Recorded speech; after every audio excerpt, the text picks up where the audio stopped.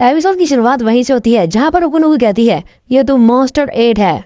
और जब होशीना अपनी आंखों के सामने कैफका को मॉन्स्टर 8 में बदलते देखता है तो उसका मुंह खुला का खुला रह जाता है और वह सोचता है मुझे पहले से ही इस पर शक था, लेकिन फिर भी जब तक मुझे इसके बारे में पता चलता मैं उसके साथ इतना ज्यादा फ्रेंडली हो गया था कि मैंने इस पॉसिबिलिटी से अपनी आंखें ही फेर ली। और तभी हम देखते हैं कैफा को जो उस जायंट आफ्टर बीस बॉम्ब के नीचे खड़ा होता है। वो उसकी तरफ बहुत गुस्से से देख रहा होता है। बाकियों की ही तरह मीना की भी आंखें और मुंह खोले के खुले रह जाते हैं कैफका को देखकर। इशिकावा भी ये देखते हुए कहता है कैफका क्या तुम्हें पता भी है तुम क्या कर रहे हो? लेकिन इन सबके उल्टा किकुरु's वजह ही होती है कि अगर ये जायंट बॉम्ब यहाँ पर फटा तो सब कुछ तबाह हो जाएगा और बहुत से ट्रू मेंबर मर जाएंगे।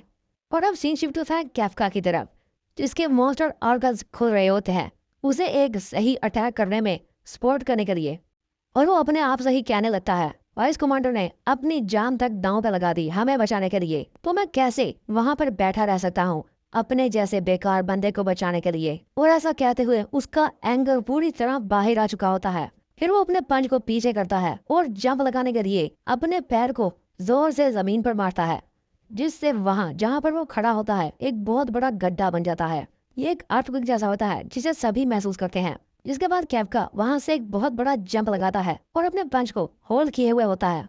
और जब हम उसका बहुत ही पावरफुल पंच देखते हैं तो उसमें इलेक्ट्रिसिटी हर तरफ फ्लो कर रही होती है और कैफका पूरी ताकत से वो पंच मार देता है उस जायंट बॉम्ब पर, जिससे एक बार तो उसे कुछ नहीं होता। लेकिन हम देखते हैं कैफका की स्किन उस पंच के इम्पैक्ट की वजह से उधड़ने लगती है और उसकी स्कल तक टूट जाती है। कैफका का एंगर उसकी इंसानी आंख में भी दिख रहा होता है।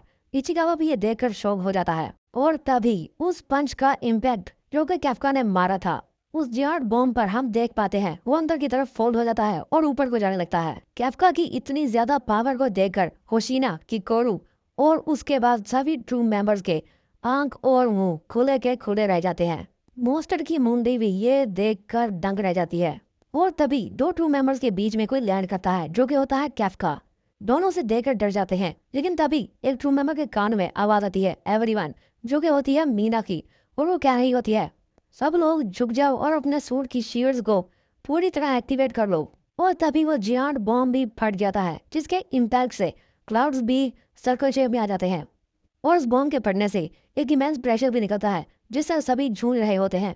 लेकिन उस बॉम्ब के बिल्कुल कैफका के पीछे फटने के बावजूद कैफका आराम से खड़ा होता है। और फिर हमें उसके फेस का एक लुक दिखाया जाता है।